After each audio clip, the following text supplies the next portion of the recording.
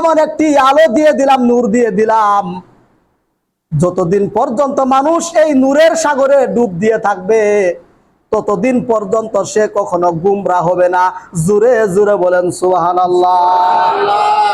আমার বন্ধুগণ, বিশ্ব নবীকে প্রদীপ বাতির সাথে তুলনা করা হয়েছে, কপি বাতির সাথে তুলনা করা হয়েছে। বিশ্ব নবী আল্লাহ তাআলা উনাকে জ্ঞানের আলো দিয়ে পাঠিয়েছিলেন।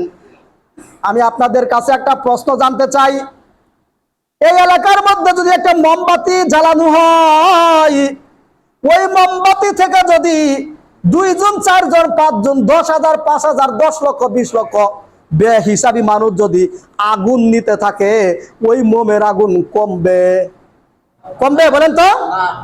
আল্লাহ রাব্বুল আলামিন বলেন, হাবিব আপনাকে আমি নূর দিয়ে দিলাম, জ্ঞানের আলো দিয়ে দিলাম, যতদিন পর্যন্ত আপনার জ্ঞান থেকে, আপনার এই নূর থেকে মানুষ আলো নিতে থাকবে, আলো শুধু বাড়তেই থাকবে, বাড়তেই থাকবে, কম হবে না। একটু জোরে বলেন সুবহানাল্লাহ।